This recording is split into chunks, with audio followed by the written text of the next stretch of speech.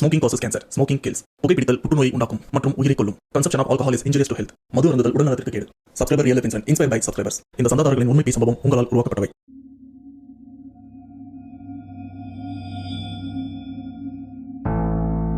மயிலாடுதுறையை சேர்ந்த கார் ஓட்டுநரான சதீஷ்குமார் இவர் வாழ்க்கையை புரட்டி போடுற அளவுக்கு ஒரு பேய் சம்பவமும் நடந்திருக்கு.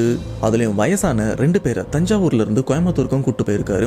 அப்போ வரைக்கும் சதீஷ்க்கு தெரியாது இந்த வயசானவங்க எதுக்காக கோயம்புத்தூருக்கு போறாங்க அப்படின்னு. சதீஷும் இரவு நேரம் வெளியில கார்ல தான் உட்காந்துட்டு இருக்காரு. பட் ஒரு சில பேய் நிகழ்வுகள்லாம் நடந்ததுக்கு அப்புறம் தான் அந்த வீட்டுக்குள்ள போய் பார்த்திருக்காரு. போய் பார்த்தா அந்த வீட்டுக்குள்ள இந்த ரகசிய மாந்திரிக பூஜையும் நடந்துட்டு இருக்கு. இதுக்கப்புறம் இங்க இருக்கக்கூடாது, இங்க இருந்தா உயிருக்கே ஆபத்து அப்படின்னு அங்கிருந்து தப்பிச்சண்டா சாமி அப்படின்னு கிளம்பி இருப்பாரு. போன இடத்துல பல விஷயங்கள் நடந்திருக்கும். இது எல்லாத்தையுமே நீங்க ஃபர்ஸ்ட் பார்ட்லயே பார்த்திருப்பீங்க. இன்கேஸ் ஃபர்ஸ்ட் பார்ட் பார்க்காதவங்க இந்த வீடியோவோட லிங்க் நான் டிஸ்கிரிப்ஷன்லயும் கொடுத்துருக்கேன், ஐ பட்டன்லயும் கொடுத்துருக்கேன். அதை பார்த்துட்டு வந்தாதான் இப்போ சதீஷ் இல்லை, இதுக்கப்புறம் இவரோட வாழ்க்கையில என்னென்ன சம்பவங்கள்லாம் நடக்க போகுது அப்படின்னு உங்களுக்கும் தெளிவா புரியும். அதனால இப்ப நாம வீடியோக்குள்ள போலாம்.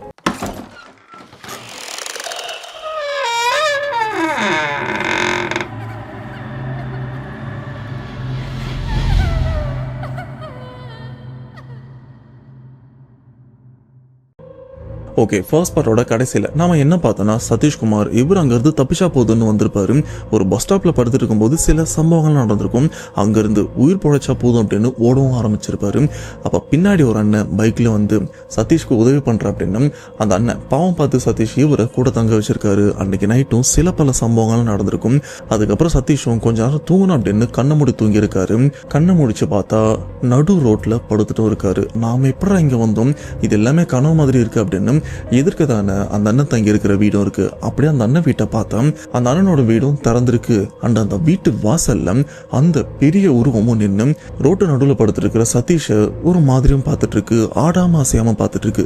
இத நடுக்கத்தோட இருக்கிற சதீஷும் இது எப்படி இங்க வந்தது, அது மட்டும் இல்லாம கதவெல்லாம் திறந்திருக்கு, இதுக்கு சாத்தியமே இல்லையே, அந்த கதவு கிட்டதான் சுடலமாடனோட வேண்டுதலுக்கு வச்சிருந்த கத்தியும் இருந்திருக்கு, அதை மீறி எப்படி அந்த உருவம் அங்கேயும் போச்சு, அந்த கதவும் திறந்திருக்கு, என்னவா இருக்கும், ஐயோ வீட்டுக்குள்ள அந்த அண்ணன் இருக்காரு, அவருக்கு என்ன ஆச்சு அப்படின்னு ஒருவித பயத்தோட இப்ப சதீஷும் எந்திரிக்கிறாரு. எந்திரிச்சு ரோட கிராஸ் பண்ணிடுறாரு. அப்படி கிராஸ் பண்ணி அந்த படி ஏறும்போது அங்க இருக்கிற அந்த உருவம் சதீஷ் இவரை பார்த்த மாதிரி நிக்க, இப்ப சதீஷ்க்கு என்ன தோணுதுன்னா இங்க இருந்து நம்ம உயிர் பொழைச்சு ஓடிடலாமா இல்ல போயிட்டு அந்த அண்ணனை காப்பாத்தலாமா, என்ன பண்றது அப்படின்னு யோசிக்க அவருடைய உள்ளுணர்வு குத்தவும் ஆரம்பிக்குது. நாம பிரச்சனை இருக்கும்போது யாருன்னே தெரியாம அந்த மனுஷன் தான் நமக்கு உதவி பண்ணி இவ்வளவு தூரம் கூட்டிட்டு வந்தாரு. இந்த நிலைமையில அவரை இப்படியே விட்டு போறது மனிதாபிமானம் இல்லாத ஒரு விஷயமா இருக்கும். கண்டிப்பா என்னாலும் பரவாயில்ல அவருக்கு போய் உதவி பண்ணலாம் அப்படின்னு இப்ப சதீஷ் என்ன பண்றாருன்னா பொறுமையா அந்த படியில ஏறும்போது அங்க இருக்கிற உருவம் அதுக்கேத்த மாதிரி அப்படியே அந்த வீட்டுக்குள்ளேயும் போயிடுது. ஐயோ வீட்டுக்குள்ள போகுது அப்படின்னு சதீஷும் படியில வேகமா ஏறிட்டு அந்த வீட்டு வாசலுக்கு கொஞ்சம் முன்னாடி நிக்கிறாரு. ஏன்னா உள்ள அந்த பேய் இருக்கும், என்ன பண்ணிட்டு இருக்கு பாவம் அந்த அண்ணனுக்கு என்னாச்சு அப்படின்னு ஒரு விதமான பதட்டத்தோட தான் உள்ள போலாமா வேணாமா அப்படின்னு பொறுமையா அப்படியே எட்டியும் பாக்குறாரு. எட்டி பார்த்தா அந்த வீடே இந்த கலவர பூமி மாதிரி நிறைய பேர் உள்ள போந்து பொருள்லாம் அடிச்சு உடைச்சா ஒரு மாதிரி இருக்கும்ல, பொருள்லாம் கலைஞ்சு அந்த மாதிரி அங்க இருக்கிற பொருளும் கலைஞ்சிருக்கு. ஏன் அந்த அண்ணன் அடிபட்டும் ஏதோ குப்பையை தூக்கி போட்ட மாதிரி ஒரு இடத்துலயும் விழுந்திருக்காரு. இதை பார்த்த சதீஷ்க்கு மனசு தாங்கல. ஏன்னா யாரோ ஒரு ஆளு நமக்கு உதவி பண்ண போய் இப்ப இந்த நிலைமையில மாட்டிட்டு இருக்காரு அப்படின்னு சதீஷ்க்கு கொஞ்சம் குற்ற உணர்வும் இருக்க. சரி உள்ள போலாமான்னு பார்க்க அப்போ அங்க இருக்கிற அந்த உருவம் அந்த அண்ணன் கீழே விழுந்திருக்காருல அவருக்கு பக்கத்துல தான் நிக்குது. நின்று அவரே ஒரு மாதிரி பாக்குது, சதீஷையும் ஒரு மாதிரி பாக்குது.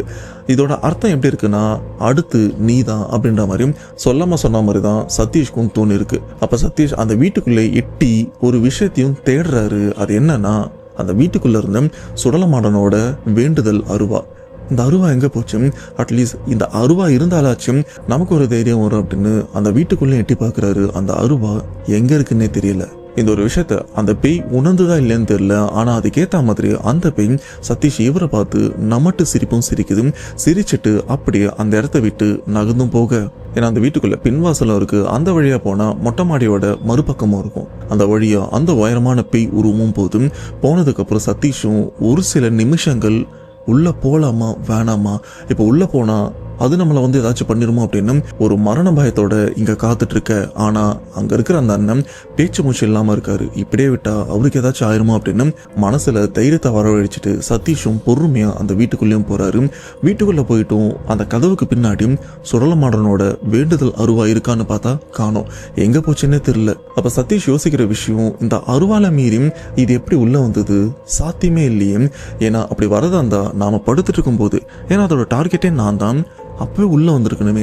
ஏன் நம்மள வெளியில படுக்க வச்சுட்டு இது உள்ள வந்தது என்னவா இருக்கும் அப்படின்னு யோசிக்க இவருக்கும் சரியான விடை கிடைக்கல. சரி, அந்த அண்ணனை போய் காப்பாத்தலாம் அப்படின்னு பொறுமையா போயிட்டு அந்த அண்ணன் பக்கத்திலும் போறாரு. அவர் உடம்பு ஃபுல்லா நகை கீறல்கள், அடிப்பட்ட தடயங்கள் நிறையவே இருக்கு. சொல்ல போனா ரத்த காயங்கள்லாம் இருக்கு. ஆனா அதிகப்படியான ரத்தம்லாம் போல எல்லாமே உள்காயங்கள் தான் அதிகமா இருக்கு. இப்ப அந்த அண்ணனை போய் சதீஷும் தொடுறாரு. தொடும்போது அந்த அண்ணன் அப்படியே ஏதோ பேய் தொட்ட மாதிரி அவரும் என்ன விட்டுரு அவனை நான் தெரியாம உதவி பண்ணிட்டேன் அப்படின்னு ரொம்பவே பயந்ததா சதீஷும் சொல்லியிருக்காரு. அப்ப சதீஷும் அண்ணன் நான் தான் பயப்படாதீங்க அப்படின்னு இவரும் அந்த அண்ணனோட கையை பிடிச்சி நான் தான் அப்படின்னு அந்த அண்ணனுக்கு தைரியத்தை சொல்ல முயற்சி பண்ணியிருக்காரு. ஆனா அந்த அண்ணனும் எப்பா நீங்க இருக்காதப்பா, நீ இங்க இருந்தனா நான் செத்துருவேன், தயவு செஞ்சு இந்த இடத்த விட்டு போயிரு அப்படின்னு காலில் விழாத குறையா அந்த அண்ணனும் சொல்ல சதீஷ்க்கு என்ன பண்றதுன்னு தெரியல. இது மட்டும் இல்லாம இப்படி ஒரு அசம்பவிதம் எப்படி நடந்தது அப்படின்னு சதீஷ்க்கு தெரிஞ்சாகணும்னு. ஆனா நீங்க கவலைப்படாதீங்க, நான் இங்க இருந்து போயிடுறேன், ஆனா என்ன நடந்ததுன்னு மட்டும் சொல்லுங்க, நான் உடனே கிளம்பிடுறேன்னு சொல்ல அப்ப அந்த அண்ணன் சொல்ற விஷயம் சதீஷ் இவரை கதிகலங்க வைக்குது. ஏன்னா அன்னைக்கு நைட்டு 2 பேருமே தூங்கிட்டு இருந்தாங்களே. சுடலமாடனோட வேண்டுதல் அருவாவை அந்த வாசல் கிட்ட வச்சுட்டு தான் 2 பேருமே தூங்கிட்டு இருந்திருக்காங்க. அப்படி படுத்துட்டு இருக்கும்போது சதீஷ்க்கு என்ன ஆச்சு அப்படின்னு உங்களுக்கு கிளியரா தெரிஞ்சிருக்கும். ஆனா அதுக்கு முன்னாடியே அந்த அண்ணனுக்கு ஒரு சம்பவமும் நடந்திருக்கு. அது என்னன்னா, சதீஷ் இவரு கனவுல அந்த பேய் வந்த மாதிரி அந்த அண்ணன் கனவுலயே வந்திருக்கு. வந்தது மட்டும் இல்லாம அந்த அண்ணனை மிரட்டவும் ஆரம்பிச்சிருக்கு. உன் ஊரு இதுதானே, உனக்கு இத்தனை குழந்தைங்க, ஒரு பொண்டாட்டி, அம்மா அப்பா எல்லாருமே இந்த ஊர்ல தானே இருக்காங்க.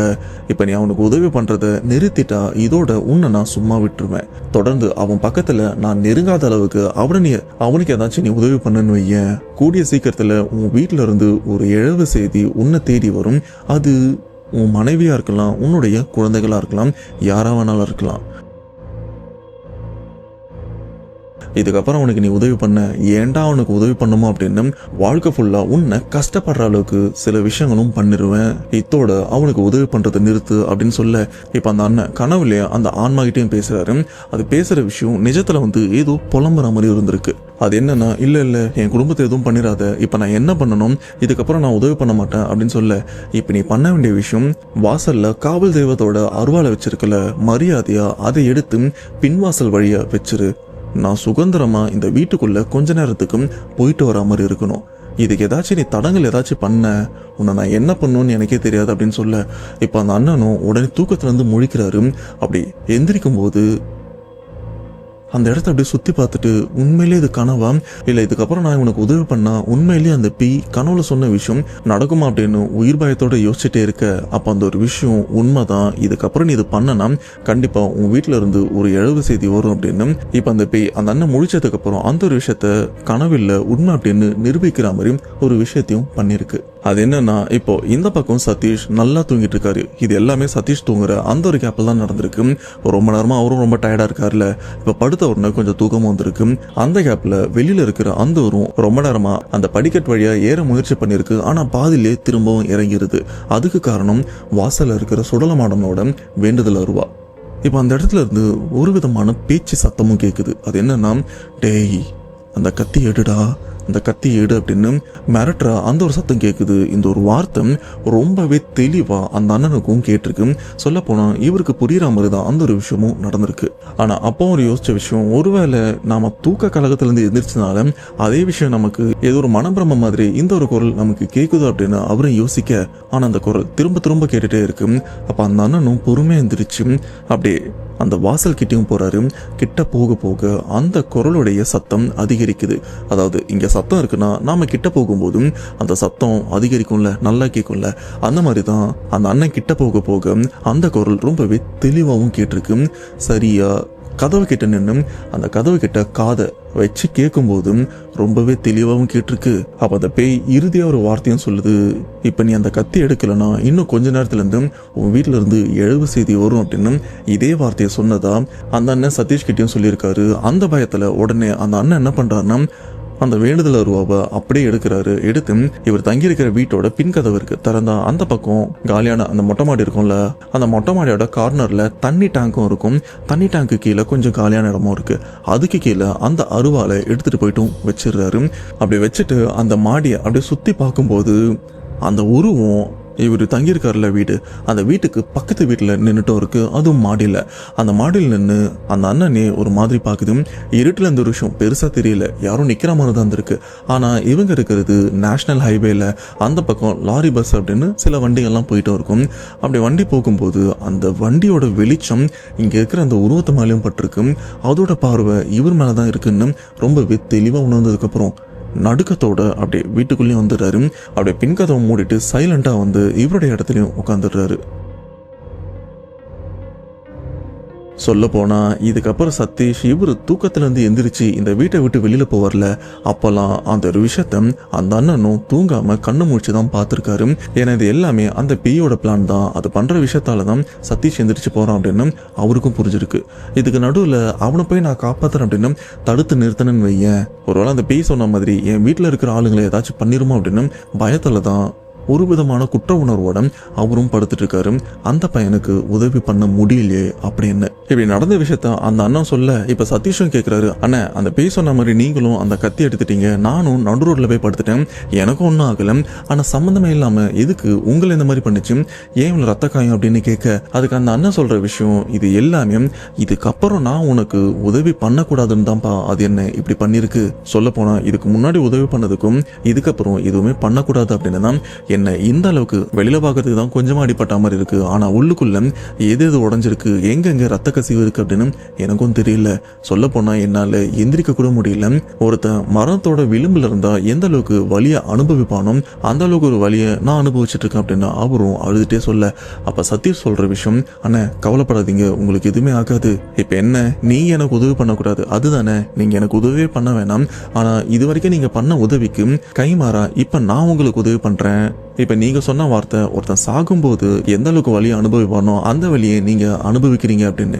என்னால இந்த நிலைமையில உங்களை விட்டு போக முடியாது, இங்க எங்கன்னா பக்கத்துல ஹாஸ்பிட்டல் இருக்கான்னு சொல்லுங்க, உங்களை நான் கூட்டு போறேன் அப்படின்னு சொல்ல, தம்பி வானாப்பா என்னை விட்டுரு, அப்புறம் இதுக்கும் அந்த பேய் ஏதாச்சும் பண்ண போதும் அப்படின்னு சொல்ல, ஆனா கம்முன்னு இருங்கன்னு, அட்லீஸ்ட் உங்களை நான் ஹாஸ்பிட்டல்ல சேர்த்துட்டாச்சு, அங்கிருந்து நான் கிளம்பிடுறேன் அப்படின்னு சொல்ல, அந்த அண்ணனும் கொஞ்சம் யோசிக்கிறாரு. அப்ப சதீஷ் ஒரு விஷயத்த அழுத்தி சொல்றாரு, நீங்க தான் சொன்னீங்க புள்ளக்குட்டிக்காரன் அப்படின்னு, இது மட்டும் இல்லாம அந்த வேண்டுதல் அருவாலாம் இருந்துட்டு இருக்கு, இதெல்லாம் முடிக்காம நீங்க சாகணும்னு நினைக்கிறீங்களா அப்படின்னு கேட்க, இல்லப்பா எனக்கு குடும்பம் இருக்கு, என் குலதெய்வமும் இருக்காரு, கண்டிப்பா இந்த பிரச்சனைல இருந்து முன்னையும் காப்பாத்துவாரு என்னையும் காப்பாத்துவாரு, நீ இப்ப என்ன பண்ற ஆம்புலன்ஸுக்கு போன் பண்ணுப்பா, உதவிக்கு ஆளுங்க வருவாங்க, அவங்க கூட போனாலாச்சு ஓரளவுக்கு நம்ம பாதுகாப்பா இருப்போம் அப்படின்னு சொல்ல, சதீஷும் உடனே ஆம்புலன்ஸ்க்கும் கால் பண்றாரு. ஆம்புலன்ஸ் கொஞ்சம் லேட்டா தான் வருது, ஏன்னா நடுராத்திரி பார்டர் கிட்ட அப்படின்னும் போது வண்டி கொஞ்சம் லேட்டா தான் வந்திருக்கு. சொல்ல போனா விடியும் போதுதான் ஆம்புலன்ஸ் வந்திருக்கு. ஆல்மோஸ்ட் விடிஞ்சிருச்சு. இப்ப சதீஷ்க்கும் பயம் இல்ல, அந்த அண்ணனுக்கும் பயம் இல்ல, ஏன்னா பொழுது விடிஞ்சா பேய்லாம் வராதுல்ல, அந்த ஒரு நம்பிக்கையில தான் இவங்களும் இருக்க. ஆம்புலன்ஸ் வந்ததுக்கு அப்புறம் அந்த ஆம்புலன்ஸ்ல சில பேசிக்கான டாக்டர்லாம் இருப்பாங்க பாத்தீங்களா, முதலுதவி பண்றதுக்காக. அவங்க அடிப்பட்ட அந்த அண்ணனை வந்து பார்க்க, என்ன இது வீடெல்லாம் ஒரு மாதிரி கலைஞ்சிருக்கு, எப்பா நீ எதனா இவர் அடிச்சியா, இது என்ன அடிதடி தகராறா, போலீஸ்க்கு இன்ஃபார்ம் பண்ணிட்டீங்களா அப்படின்னு கேட்க, ஆனா இது அடிதடி தகராறு இல்ல பேய் தகராறுன்னு சொன்னா அங்க இருக்கிறப்ப நம்புவாங்களா. அப்ப சதீஷ் சொல்ற விஷயம், இல்லங்க இது ஒரு ஆக்சிடென்ட், நான் போலீஸ் கிட்ட கம்ப்ளைண்ட் பண்ணிடுறேன், நீங்க தயவு செஞ்சு இப்போதைக்கு ஒரு ஹாஸ்பிட்டலுக்கு கூட்டு போங்க அப்படின்னு சொல்ல, ஆனா ஆம்புலன்ஸ்ல கூட்டிட்டு போகும்போது ஆல்ரெடி ஹாஸ்பிட்டல் சைட்ல இருந்து போலீஸ்க்கும் கம்ப்ளைண்ட் பண்ணிட்டு இருக்காங்க. தமிழ்நாடு பார்டர்ல இருந்து போலீஸும் என்னன்னு வந்து செக் பண்ணி பாக்குறாங்க. அண்ட் ஒரு சில போலீஸ் சதீஷ் இவர் மேல சந்தேகப்படுறாங்க. ஏன்னா அந்த சமயம் அந்த அடிப்பட்ட அண்ணன் உள்ள ட்ரீட்மெண்ட்ல இருந்துட்டு இருக்க, ட்ரீட்மெண்ட் முடிஞ்சதுக்கு அப்புறம் தான் அவர்கிட்டயும் பேசணும், அது வரைக்கும் நீ இங்கே இரு எங்கேயும் போகாத அப்படின்னு சதீஷை பிடிச்சி வச்சிருக்காங்க. ஏன்னா சதீஷ்க்கும் அந்த அண்ணனுக்கும் இருக்கிற ஒரு டீலு, என்ன ஹாஸ்பிட்டல் சேர்த்துட்டு நீ கிளம்பிருப்பா அப்படின்னு சொல்லியிருப்பாரு. ஆனா இப்போ வலுக்கட்டாயமா போலீஸ் சந்தேகத்தின் பேர் வழியில சதீஷை பிடிச்சும் வச்சிருக்காங்க. ஆனா இப்போ சதீஷ் இந்த இடத்த விட்டும் கிளம்பல. ஏன்னா கொஞ்சம் குணமாகிற வரைக்கும் அவர் கூட இருந்துட்டு போலாம் தான் சதீஷ் இப்போ அந்த ஹாஸ்பிட்டல்ல அந்த நைட்டு மட்டும் தங்குறாரு. ஆனா அந்த ஹாஸ்பிட்டல்ல நைட்டு தங்குற அந்த ஒரு விஷயம் ரொம்பவே மோசமாகவும் இருக்கு. பொதுவாக ஹாஸ்பிட்டலில் பேய் விஷயம் கொஞ்சம் கோளாறாக தான் நடக்கும். ஆனால் ஆல்ரெடி காண்டோட இருக்கிற ஒரு பேய் இந்த ஹாஸ்பிட்டலுக்கு வந்தா என்ன ஆகும், அதுதான் அடுத்து நடக்க போகுது.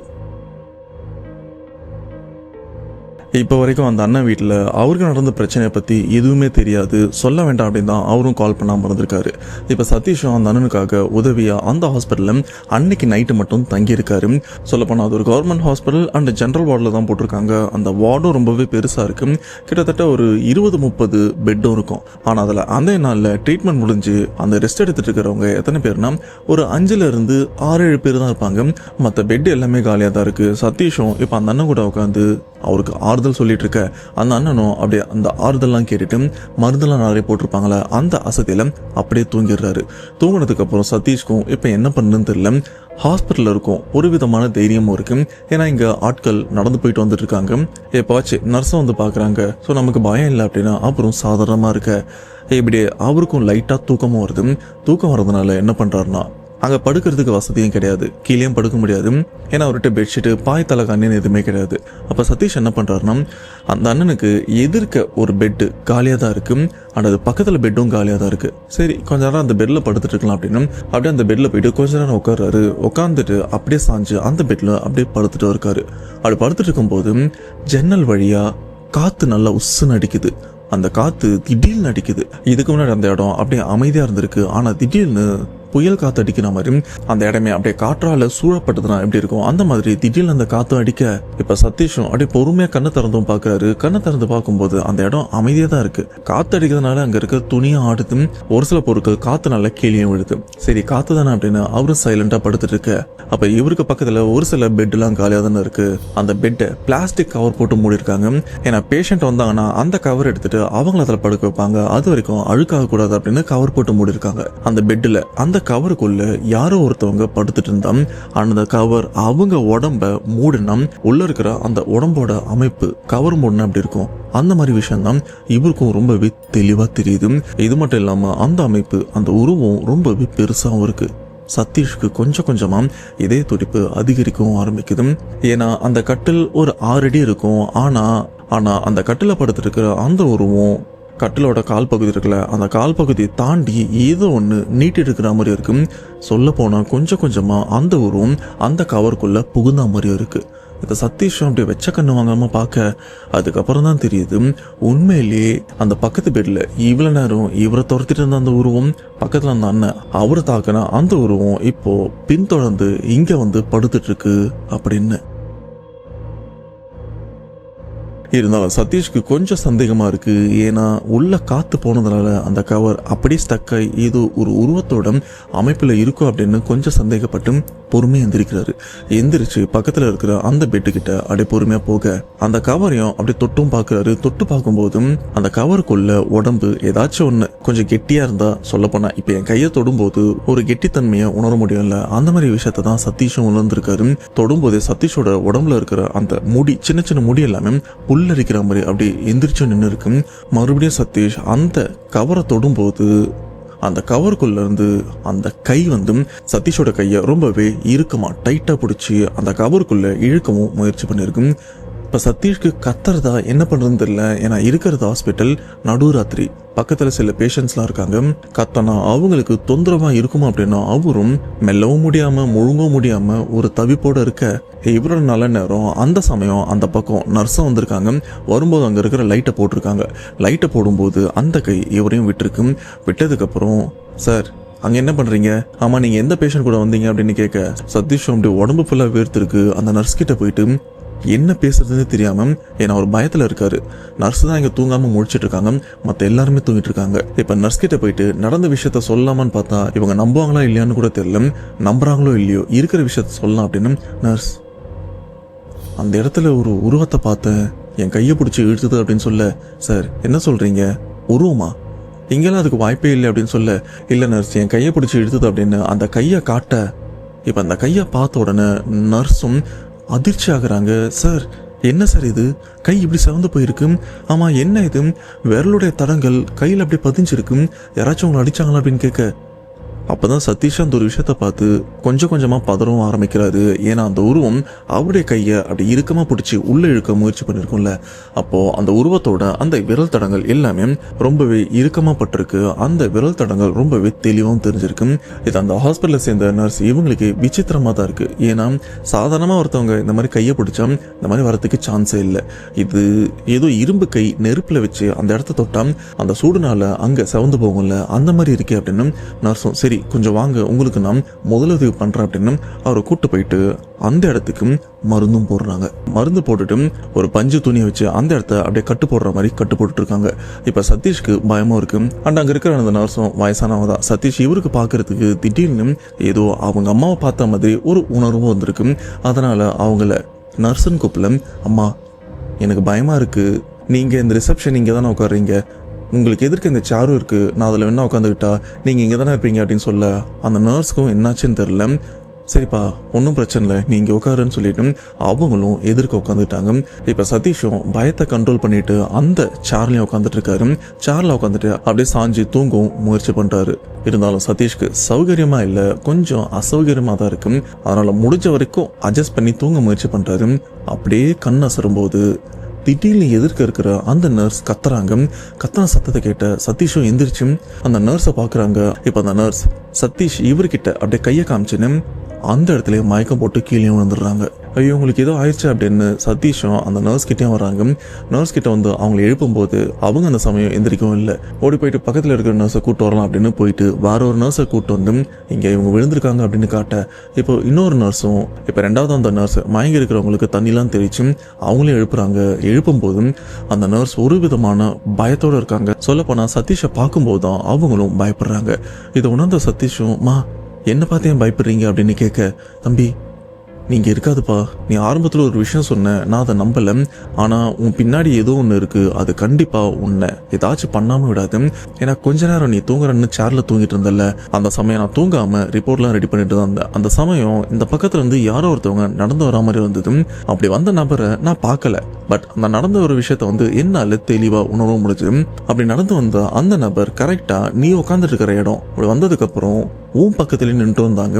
ஆனால் நான் ரிப்போர்ட் ரெடி பண்ணிட்டு இருந்ததுனால உடனே என்னால் அதுக்கு ரியாக்ட் பண்ண முடியல. சரி ரொம்ப நேரமாக ஒருத்தவங்க இங்கே நின்றுருக்காங்க, நம்மகிட்ட தான் எதுவும் கேட்க வராங்க அப்படின்னு அதை முடிச்சுட்டு அப்படி அண்ணாந்து பார்த்தா ஒரு உயரமான உருவம்பா. அது ஒரு 6-7 அடி இருக்கும்.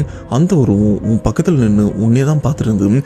சொல்லப்போனால் அதோட கை நகெல்லாம் பார்க்கறதுக்கு அந்த அளவுக்கு கோரமா இருந்தது. ஏதோ உன்னை கொல்ல முயற்சி பண்ற மாதிரி உன்கிட்டே வந்தது. அந்த சமயம் தான் நான் அதை பார்த்து அலறி பயத்துல கத்திட்டேன். அப்ப அந்த உருவம் என்ன பார்த்தது, நீ அந்த சமயம் எந்திரிச்ச அந்த உருவத்தை கை காமிச்சிட்டே நானும் மயங்கிட்டேன் அப்படின்னு அவங்களும் சொல்ல, சதீஷ்க்கு இப்போ மரண பயம், என்ன பண்றதுன்னு தெரியல. இந்த பிரச்சனை ஏன் இவருக்கு வந்தது, எதனால வந்ததுன்னு தெரியல. ஏண்டா ஒருத்தவங்களை இவ்வளவு தூரம் கூட்டு வந்து, அதாவது வயசானவங்களை இவ்வளவு தூரம் கூட்டு வந்து விட்டது தப்பா, எதுக்காக அந்த பேய் என்னை துரத்துது அப்படின்னு ஒரு விஷயமும் புரியாம உயிரை கையில பிடிச்சிட்டு புலம்பிட்டும் இருக்காரு. இப்போ சதீஷ்க்கு இந்த ஹாஸ்பிட்டலை விட்டு நம்ம ஊருக்கே போயிடலாமா, இல்லை இவருக்கு ஏதாச்சும் அடிபட்டிருக்காருல அவருக்கு ஏதாச்சும் உதவி பண்ணலாமா அப்படின்னு யோசிக்க சதீஷ் அவரோட மனசும் விட்டு கொடுக்கல. இதை பற்றி நாம என்ன பண்ணலாம் அப்படின்னு அவர்கிட்ட போய் பேசலாம் அப்படின்னு டேரெக்டாக இப்போ அந்த அண்ணன் நல்லா ஆழ்ந்த மருந்தெல்லாம் போட்டிருக்காங்களே, ஆழ்ந்த தூக்கத்துலையும் இருக்காரு, அவரை போயிட்டு எழுப்புறாரு. ஆனால் எழுப்பும்போது அவரால் அவ்வளோ சுலபமாக எந்திரிக்கவும் முடியல. ஆனால் எப்படியோ கஷ்டப்பட்டு அந்த அண்ணனை எந்திரிக்கிறாரு. எந்திரிக்கும் போது அவருக்கும் விஷயம் புரிஞ்சிருது. நமக்கு இவ்வளோ ட்ரீட்மெண்ட் பண்ணியிருக்காங்க, இவ்வளோ மருந்து கொடுத்து நாம் மயக்கத்தில் தூங்கிட்டு இருக்கோம், ஆனால் அதையும் மீறி இவன் நம்மளை எழுப்புறானா, கண்டிப்பாக விஷயம் இல்லாமல் எழுப்பியிருக்க மாட்டான் அப்படின்னு அவரும் விஷயத்தை புரிஞ்சு, தம்பி என்னாச்சுப்பா இதெல்லாம் பிரச்சனை அப்படின்னு கேட்க சதீஷும் நடந்த விஷயத்தையும் சொல்கிறாரு. அப்போ அந்த அண்ணன் ரொம்பவே அதிர்ச்சி ஆகுறாரு. ஏன்னா அவருக்கு இதன் மூலியமாக ஏதாச்சும் ஆயிருமோன்னு ஒரு பயம் இருக்குது. அப்போ சதீஷ் கேட்குற விஷயம், அண்ணன் நீங்கள் உங்களை பார்த்துப்பீங்களா, நான் கிளம்பவாம், இல்லை நான் இங்கே இருந்தும் இது என்ன ஏதுன்னு தெரிஞ்சுட்டு இதை சரி பண்ணிட்டு போகுவா அப்படின்னு சதீஷும் ஏதோ ஒரு விதமான அசட்டு தைரியத்தோட இந்த ஒரு வார்த்தையை சொல்ல, ஆனால் சதீஷ் தைரியமாக இந்த ஒரு விஷயத்த சொல்லும் போதும் அந்த அண்ணன் யோசிக்கிற விஷயம், சின்ன பையன் இவனே இவ்வளோ தைரியமாக இருக்கான், நான் ஏன் இவ்வளோ கோழ மாதிரி யோசிச்சுட்டு இருக்கேன், அதுலேயும் ஏன் குலதெய்வம் சுடல மாட்டேன்னு இருக்கும்போது நான் எதுக்குறா இப்படி பயந்துட்டு இருக்கணும், தம்பி இதுக்கு ஒரே வழிதான்ப்பா இருக்கு, என்ன பண்ணுவே எது பண்ணியோ தெரியாது. நம்ம வீட்டில் அந்த நேர்த்தி கடனுக்கான அருவா இருக்குல்ல, அதை மட்டும் எப்படியாச்சும் எடுத்துகிட்டு வந்துரு. விடிஞ்சதுக்கப்புறம் நாம் என் சொந்த ஊருக்கும் போகிறோம். அங்கே போயிட்டு அந்த நேர்த்தி கடனை என் குலதெய்வம் வீட்டை கொடுத்துட்டு இந்த பிரச்சனைலேருந்து இப்பயே என்ன சரி பண்ணு அப்படின்னு அவன் காலையே விழுந்துடலாம். அதுக்கப்புறம் என்ன ஏதுன்னு அவனே பார்த்துப்பான். இந்த மாதிரி கண்ட கெட்டதும் கிட்டலாம் நாம் எதுக்கு பிரச்சனையை சந்திக்கணும், வா தைரியமாக ஒரே முடிவு எடுப்போம். நான் இப்போ சாதாரணமாக இருந்தேன்னா நானே போயிட்டு அந்த அருவாள் எடுத்துட்டு வந்துடுவேன். ஆனால் இருக்கிற நிலைமையில என்னால் போக முடியாது. நீ தான் எப்படியாச்சும் போயிட்டு அதை எடுத்துட்டு வந்துடணும்னு சொல்ல இப்போ சதீஷ்க்கும் என்ன பண்ணுறதுன்னு தெரியல. ஏன்னா அந்த அண்ணன் இவ்வளோ தைரியமாக பேசும்போது இவருக்கு தோன்ற விஷயம் என்னன்னா, நம்ம சொந்த ஊருக்கு போகும்போது பிரச்சனை இல்லாமல் தான் போகணும். ஏன்னா இந்த பிரச்சனை என்னோட போனால் பரவாயில்ல, வீட்டுக்கு போனதுக்கப்புறம் என் குடும்பத்தை ஏதாச்சும் பண்ணுச்சுன்னா ஆல்ரெடி அந்த பேய் இந்த அண்ணனை மிரட்டி இருக்கு. அந்த மாதிரி டார்கெட்டில் இருக்கிற என்ன மிரட்டுறதுக்கு ரொம்ப நேரம் ஆகாது. இதை இப்போ சரி பண்ணி ஆகணும்னு சதீஷும் அந்த ஹாஸ்பிட்டலை விட்டு வெளியிலையும் வராரு. வெளியில் வந்ததுக்கப்புறம் எப்படி இங்கேருந்து அங்கே போகிறதுன்னு தெரியல. ஏன்னா வண்டியும் இல்லை, எதுவுமே இல்லை. அப்போது ரோட்டில் நின்று லிஃப்ட் கேட்டு ஒரு வண்டியாக பிடிச்சி கொஞ்சம் தூரம் நடந்து எப்படியோ அந்த வீட்டுக்கும் போயிடுறாரு. இப்போ அந்த வீட்டு படிக்கட்டு கிட்ட தான் நிற்கிறாரு. மேலே போகலாமா வேணாமா, ஏன்னா நம்ம இவ்வளோ தூரம் வந்திருக்கோம், அந்த கத்தியை எடுக்க போகிறோம் அப்படின்னு அங்கே இருக்கிற அந்த பேய்க்கும் தெரிஞ்சிருக்கும். கண்டிப்பாக நம்மளை பின்தொடர்ந்து வந்திருக்கும். ஆனால் இதேமாரி அந்த கத்தியை மட்டும் என் கையால் நான் தொட்டுட்டேன்னா அதுக்கப்புறம் அதால் என்னை நெருங்க முடியாது. ஆனால் தொடுற வரைக்கும் நரக வேதனையாக இருக்கும். எப்படியாச்சு இந்த கொஞ்ச நேரத்தை நான் தைரியத்தோட போராடி தான் அந்த கத்தி எடுக்கணும் அப்படின்னு சதீஷும் பொறுமையாக அந்த படியும் ஏறுறாரு. அப்படி ஏறும்போது அந்த இடத்த சுற்றி பார்க்குறாரு. அப்படி சுற்றி பார்க்கும்போது சதீஷ் இதுக்கு முன்னாடி நைட்டு எந்திரிச்சு போனார்ல, தூக்கத்தில் நடந்து போகிற மாதிரி, அப்போ நடு ரோட்டில் தானே படுத்துட்டு இருப்பாரு. சரியா அந்த இடத்த எதர்ச்சியாக பார்க்க இப்போ அந்த இடத்துல அந்த உருவம் குத்த வச்சு உட்காந்துட்டு இருக்கு. அப்படி உட்காந்துட்டு சதீஷை தான் பார்த்துட்டும் இருக்கு. சதீஷ்க்கும் பயம் தாங்கலை.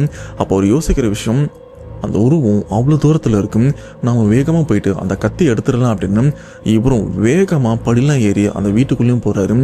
வீட்டுக்குள்ளே போயிட்டு அந்த பின்வாசல் கதவை திறந்து போகலான்னு பார்த்தா கரெக்டா அந்த பின்வாசல் கிட்ட அந்த பேய் இவருக்காக காத்துட்டு இருக்கு.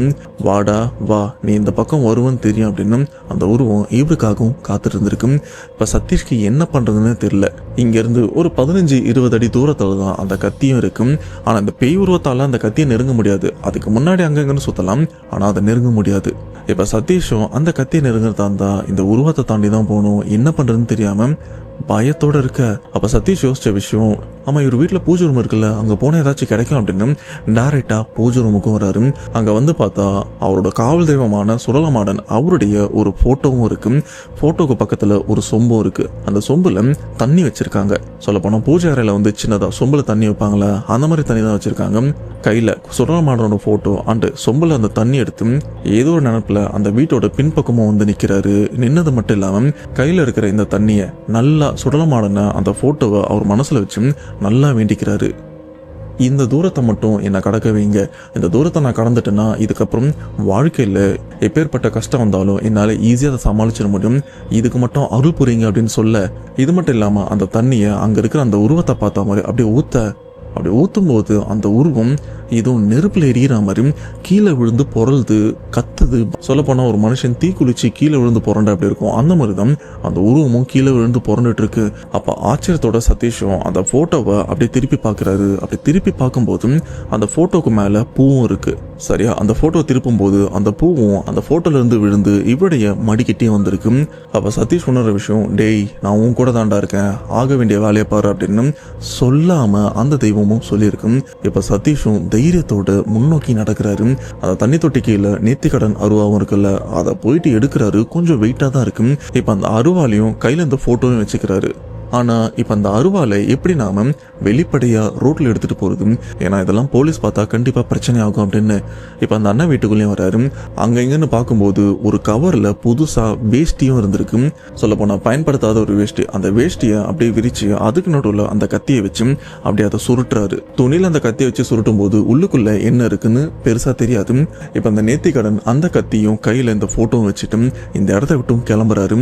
மறுபடியும் எப்படி வந்தாரோ லிஃப்ட் கேட்டு வந்தார்ல, அதே மாதிரி தான் அட்ஜஸ்ட் பண்ணி எப்படியோ ஹாஸ்பிட்டலுக்கும் போயிடுறாரு. அங்கே போனதுக்கப்புறம் அவர் இருக்கிற காசெல்லாம் வச்சு ஆம்புலன்ஸ் கிட்ட பேசி இப்போ இங்க இருந்து மதுரை பக்கத்தில் இருக்கிற இந்த கிராமம் போகணும், எவ்வளோ ஆகும்னு கேட்க ஆம்புலன்ஸ்ல ஒரு அமௌண்ட் சொல்றாங்க. சரி அதெல்லாம் பார்த்துக்கலாம் அப்படின்னு அந்த ட்ரீட்மெண்ட்ல இருக்கிற அந்த அண்ணனை ஆம்புலன்ஸ்ல ஏற்றிட்டு இந்த நேர்த்திக்கடன் அருவா சாமி ஃபோட்டோ இது எல்லாத்தையுமே சதீஷ் எடுத்துட்டு இப்போ அவரு கூடவே அந்த ஊரை நோக்கியும் போறாரு. அப்படி போனவங்க அன்னைக்கு மதியானம் போலதான் அவங்க ஊரையும் போய் சேர்றாங்க. சரியா அந்த அண்ணன் வீட்டு வாசல்ல ஆம்புலன்ஸும் நிக்க அந்த அண்ணன் வீட்டுல இருக்கிற அப்பா அம்மா மனைவி எல்லாருமே ஒரு மாதிரி பதட்டத்தோட வெளியிலயும் வராங்க. ஃபர்ஸ்ட் சதீஷும் இறங்குறாரு. அதுக்கப்புறம் அடிப்பட்ட அந்த அண்ணன் அவரையும் ஸ்ட்ரக்சர்ல கீழே இறக்கும் போதும் இங்க இருக்கிற எல்லாருமே பதறியும் வராங்க. இவரு இறந்து போயிட்டாரோ அப்படின்னு நினைச்சு. ஆனா கிட்ட வந்ததுக்கு அப்புறம் தான் தெரியுது இவர் உயிரோட தான் இருக்காரு அப்படின்னு. அதுக்கப்புறம் சதீஷ் நடந்த விஷயத்த ஒரு சில விஷயங்கள் மட்டும் சொல்லும் போதும் அவங்களுக்கும் விஷயம் புரிஞ்சு உடனே நாம குலதெய்வம் கோயிலுக்கு போனோம் அப்படின்னு அவங்க ஏரியாலேயே வண்டியெல்லாம் ரெடி பண்ணி அவரை பத்திரமா அவங்க குலதெய்வம் கோயிலுக்கும் போறாங்க. அங்க போன உடனே அந்த கோயிலுக்குள்ள ஒரு அடி எடுத்து வச்சாங்களோ இல்லையும் அப்போ அந்த கோவில்ல இருக்கிற குலதெய்வத்தோட பூசாரி அப்படியே கத்திட்டே சதீஷ் அண்ட் பாதிக்கப்பட்ட அந்த அண்ணன் அவர்கிட்டயும் வராரு. அந்த கிட்ட வந்து ஒரு திசையை பார்த்து ஏய் அங்கே நில்லு, மரியாதை அங்கே நில்லு, நீ எல்லைக்குள்ள வந்ததே தப்பு, வந்தது மட்டும் இல்லாம என் வீட்டுக்குள்ளேயே வரியா, இரு உன்னை நான் என்ன பண்றேன் பாரு அப்படின்னு ரொம்பவே ஆக்ரோஷப்படுறாரு. அப்ப சதீஷும் சரி பாதிக்கப்பட்ட அந்த அண்ணனையும் பார்த்து நீ நம்ம வீட்டுக்கு வந்துட்டல்ல, இதுக்கப்புறம் உனக்கு எந்த பிரச்சனையுமே இருக்காது, எனக்கு உடனே உன்னுடைய நேர்த்தி கடனை இப்பவே கொடு அப்படின்னு சொல்ல இப்ப அந்த அண்ணன் என்ன பண்றேன்னா சதீஷ் கிட்ட அந்த பெரிய அருவா இருக்குல்ல அந்த அருவால ஜஸ்ட் அப்படியே தொட்டுட்டு சதீஷ் இவரு தான் அந்த பூசாரிட்டையும் கொடுக்குறாரு. ஆனா கொடுக்கும்போது அந்த அண்ணன் தான் கையை வச்சுட்டு நான் தான் கொடுக்குறேன் ஆனா என்னால வெயிட்ட தூக்க முடியாது அப்படின்னு அந்த அருவால அவங்க குலதெய்வத்துக்கிட்ட குத்ததுக்கு அப்புறம் இப்ப அந்த அருவால துணிலாம் சுத்தி இருக்குல்ல அதை ஒரு இழுதான் இழுக்கிறாங்க. இது அந்த துணி எல்லாமே பஞ்சு பஞ்சா பிச்சுட்டு வந்தா அப்படி இருக்கும், அந்த மாதிரி பிச்சுட்டு வந்திருக்கு. அவ்வளவு பெரிய அருவா. சொல்ல போனா சதீஷும் சரி அந்த அண்ணனும் சரி 2 கையால தான் அந்த அருவால தூக்க முடியும், அவ்வளவு வெயிட். ஆனா பூசாரி அந்த அருவால ரொம்பவே சாதாரணமா இந்த சமையல் அறையில காய் நறுக்க கத்தி பயன்படுத்துவாங்கல்ல அந்த மாதிரி ரொம்பவே சர்வசாதாரணமா அந்த கத்தியை தூக்கி நிறுத்திருக்காரு. நிறுத்திட்டும் ஒரு திசையை நோக்கி வேகமா போறாரு. இது அங்க இருக்கிற மக்கள் எல்லாருமே பார்த்து வழியும் விடுறாங்க. கரெக்டா ஒரு இடத்துல அந்த கத்திய ஓங்கி ஒரு மனுஷன் அங்க இருந்தா வெட்டுவாங்கல்ல அந்த மாதிரி ஓங்கி ஒரு இடத்த பார்த்து வெட்டியிருக்காரு. அப்படி வெட்டும் போது அவங்க ஏரியால நாய்ங்கெல்லாம் எங்க இருந்துன்னு தெரியல, திடீர்னு எல்லாமே ஒரு திசையில இருந்து ஊழையிடவும் ஆரம்பிக்குது. சில நாய்கள்லாம் இந்த மரண ஓலத்தோட கத்தனா அந்த சத்தம் எந்த அளவுக்கு பயமுறுத்தும் அந்த மாதிரி அந்த சத்தம் இங்க இருக்கிற எல்லாருமே பயமுறுத்திருக்கும். எல்லாருமே சுத்தி திரும்பியும் பார்த்திருக்காங்க. இப்ப பூசாரி உடம்புல இருக்கிற குலதெய்வம் அந்த கத்தியோட மறுபடியும் அவருடைய கோவிலுக்குள்ளேயும் வந்து இதுக்கப்புறம் உனக்கு எந்த பிரச்சனையுமே இருக்காது, உன் உயிர் எடுக்க வந்த அந்த பிரச்சனையை நான் சரி பண்ணிட்டேன், இதுக்கப்புறம் ஆயுசுக்கு உனக்கு எந்த பிரச்சனையுமே இருக்காது அப்படின்னு அந்த பூசாரி என்ன பண்றாருன்னா அந்த கத்தியில அடி விரல வச்சு இழுக்கிறாரு. அப்படியே இந்த இடம் அறுபட்டு ரத்தம் வருதுல்ல அந்த ரத்தத்தை சதீஷ் அவருடைய தலையிலும் தேய்ச்சி விடுறாரு. அந்த முடியாம படுத்திருக்காருல அந்த அண்ணன் அவருடைய தலையிலும் தேய்ச்சி விட்டு இதுக்கப்புறம் உங்க 2 பேருக்குமே உங்க வாழ்க்கை கடைசி வரைக்கும் பேய்களால எந்த பிரச்சனையுமே இருக்காது, அதுக்கு நான் உத்தரவாதம் தரேன் அப்படின்னு அந்த இடத்துல இந்த ரத்தத்தை வச்சு உத்தரவாதம் பண்ணாராம். இல்ல அது ஏதோ பொட்டு மாதிரி வச்சாங்களா அப்படின்னு தெரியலன்னு சதீஷ் சொல்லியிருக்காரு. பட் எனக்கும் சரியா தெரியல, என்னவா இருக்கும்னு நீங்க சொன்னீங்கன்னா மேபி புரிஞ்சுப்பேன். இப்போ பூசாரி உடம்புல இருந்து குலதெய்வம் போனதுக்கு அப்புறம் பூசாரியும் அப்படி கொஞ்சம் மயங்குறாரு. மயங்கி கீழே விழுந்துறாரு. கொஞ்ச நேரம் கழிச்சு எந்திரிச்சு அந்த கத்தி எடுக்கலான்னு பூசாரி ட்ரை பண்றாரு. ஒத்த கையால் எடுக்க முடியல, 2 கையை வச்சுதான் அந்த கத்தியை தூக்கிட்டு கோவிலுக்குள்ளே எடுத்துட்டு போயிட்டு அதை நேர்த்திக்கடனா வைக்கணும்ல சரியா சுடலமாடன் அவரு பக்கத்துல அந்த கத்தியை பள்ளம் தோண்டி புதைச்சி நிக்க வச்சிடுறாங்க. அப்படி அதெல்லாம் முடிச்சுட்டு அந்த கோவில்லே அன்னைக்கே கடா வெட்டு பொங்கல்லாம் வச்சு அந்த நேர்த்திக்கடனை அந்த அண்ணனும் நல்லபடியா முடிக்கிறாங்க. இப்ப சதீஷ் இவருக்கும் அந்த பிரச்சனை தலையோட வந்தது தலைப்பாவோட போன மாதிரி அப்படி முடிஞ்சிருக்கு. இப்ப இந்த இடத்துல ஒரு சில பேர் கேட்பீங்க, சரிப்பா அந்த பேய்க்கும் சதீஷ்க்கும் என்ன சம்பந்தம், எதுக்கும் இவ்வளோ டார்ச்சர் இவங்க 2 பேரையும் கொடுக்கணும் அப்படின்னு கேட்டீங்கன்னா இந்த ஒரு விஷயத்த நான் சதீஷ் கிட்ட கேட்காம இருந்திருப்பேன்னு நினைக்கிறீங்க. கேட்டேன். ஆனா சதீஷ் சொன்ன பதில் என்னன்னா, ப்ரோ எனக்கே அது தெரியல ப்ரோ, அந்த வயசான 2 பேரை கோயம்புத்தூரும் கூட்டு போனேன், அவங்க ஏதோ மாந்திரிகம் சம்பந்தப்பட்ட விஷயம் பண்ணியிருக்காங்க, அதுலயும் அர்த்தராத்திரியில எனக்கு சில சம்பவங்கள் நடந்ததில்ல, அதோட பயத்தால வீட்டுக்குள்ள போய் படுத்துக்கலாம் அப்படின்னு அந்த வீட்டோட கதவை தட்டின. அப்போ அவங்க பண்ணிட்டு இருந்த பூஜை மேபி என்னால தடப்பட்டிருக்கலாம், அதனால அவங்க ஏதாச்சும் எனக்கு பண்ணிருக்க வாய்ப்பு இருக்கு, இல்லைன்னா அதோட எதிர்வலியம் அங்க இருக்கிற ஆன்மாம் என்னை ஏதாச்சும் பண்ணணும் அப்படின்னு என்னையும் பின்தொடர்ந்து வந்திருக்கு. ஆனா சரியான விஷயம் என்னன்னு எனக்கும் தெரியல, அந்த இடத்துல சுடல மாட்டோம்னு சொல்லல, நானும் அவ்வளவு பயத்துல அதை பத்தியும் கேட்டுக்கல, பிரச்சனைல இருந்து வெளியில வந்தா போதும் அப்படின்னு நானும் அப்படியே விட்டேன் ப்ரோ அப்படின்னு சொல்லியிருக்காரு. ஆனா எது எப்படியோ இப்ப சதீஷ்க்கு எந்த பிரச்சனையுமே இல்லாம நிம்மதியா தான் இருந்துட்டு இருக்காரு. இப்ப சதீஷ் இவர் லைஃப்ல நடந்த இந்த சம்பவத்தை கேட்கும்போது நீங்க எந்த அளவுக்கு ஃபீல் பண்ணீங்க, எப்படி ரியாக்ட் பண்ணீங்கன்றது வந்து மறக்காம கமெண்ட் பாக்ஸ்ல மென்ஷன் பண்ணுங்க. அப்பதான் அந்த கமெண்ட்லாம் பார்க்கும்போது ஆஹா இவ்வளோ பேர் இதுக்கு ரெஸ்பான்ஸ் பண்ணியிருக்காங்களே, இதுக்கப்புறம் இதே மாதிரி கண்டென்ட்லாம் போஸ்ட் பண்ணணும் அப்படின்னு எனக்கு ஒரு சப்போர்ட்டாக அடுத்தடுத்த சம்பவத்தை இந்த மாதிரி ஹாரராக போஸ்ட் பண்ணணும் அப்படின்னு தோணும். ஸோ மறக்காமல் உங்கள் கமெண்ட்ஸை அள்ளி இறச்சிட்டும் போங்க. அப்படியே மறக்காமல் கீழே சப்ஸ்கிரைப் பட்டனும் இருக்கும், மறக்காமல் சப்ஸ்கிரைப் பண்ணிடுங்க. அப்போ தான் இந்த மாதிரி நான் போஸ்ட் பண்ணுற எல்லா வீடியோவும் உங்களுக்கு ஆன் டைம் வந்து சேரும். ஸோ நெக்ஸ்ட் ஒரு உண்மை சம்பவத்தோட கண்டிப்பாக உங்களை வந்து நான் மீட் பண்ணுறேன். அதுவரையும் உங்களிருந்து விடைபெறுவது உங்கள் நான்